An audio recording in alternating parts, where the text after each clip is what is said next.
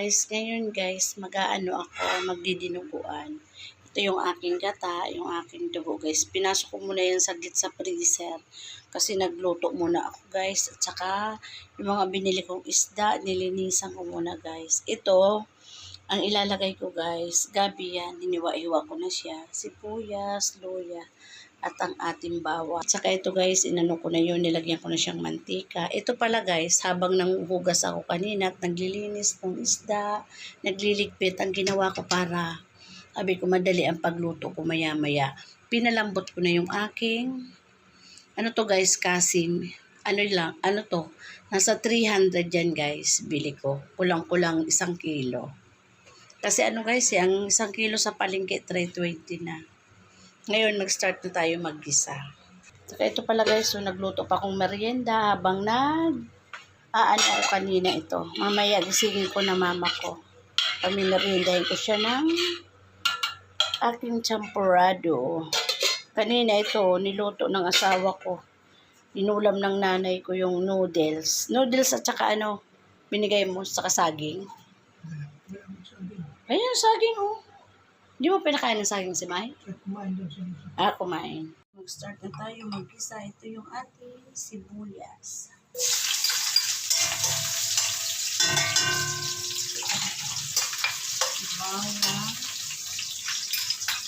Bawang.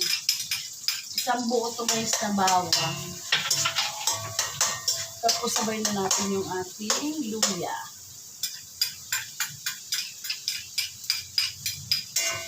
Sasangkot sa naman na natin guys dito yung ating baboy. Pag medyo na-brown na ng konti yung ating bawang sibuyas at yung ating luya.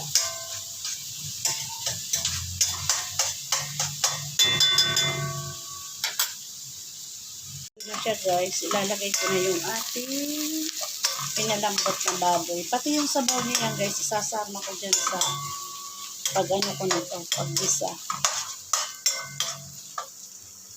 Kasi andito yung lasa sa ating pinalambot na baboy.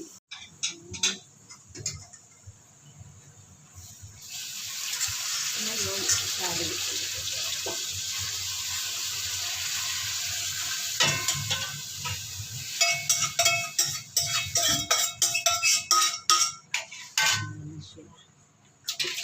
Kasi guys, malambot na yung ating baboy. Kaya kapag na 1 cubes na pork, tapos lagyan na natin siya na paminta.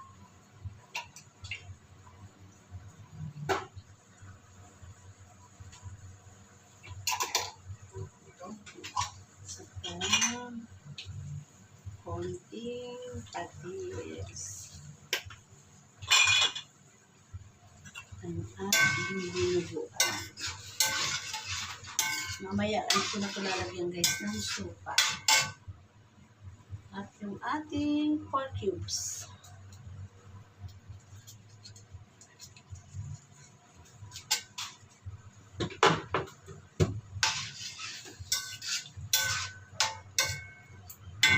Tapos, lagyan natin siya ng asin.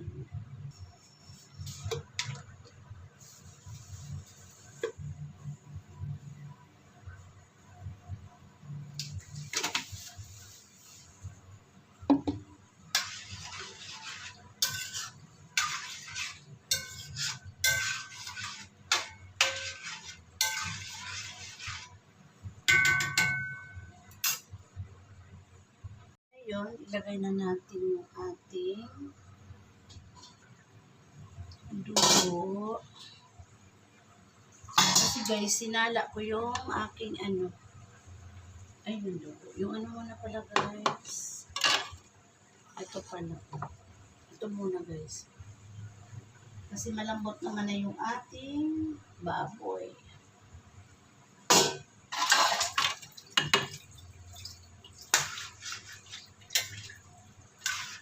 Ayan siya.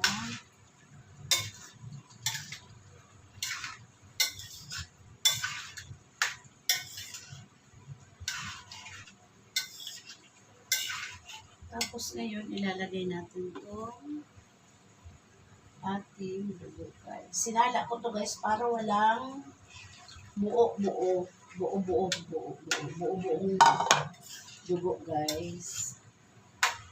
Tapos, lagyan natin siya ng suka. Para hindi mag-ano-ano guys yung ating dugo.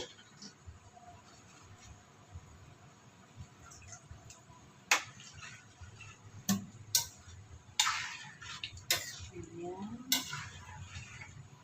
Tapos, susunod ko na dito guys yung ating gata.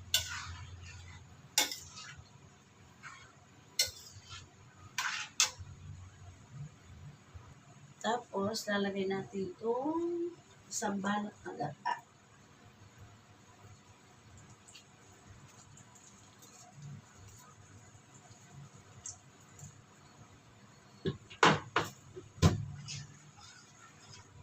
Ayan na ang ating dinuguan. Hintayin na lang natin guys na maluto yung ating gabi.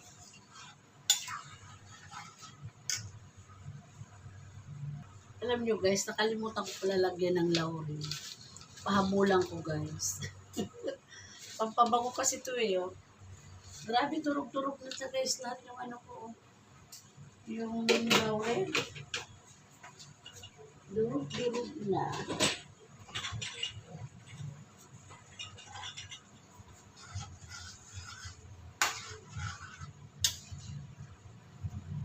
Purong ano to guys, laman, kasin.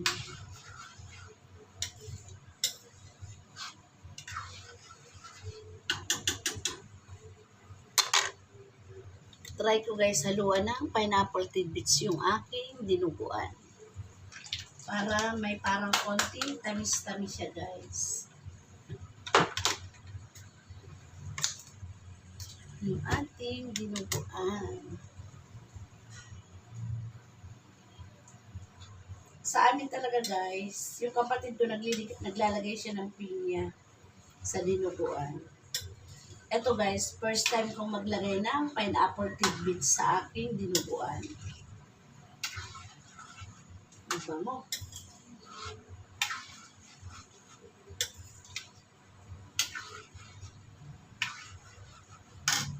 Yan, maya ko na to guys, tikman.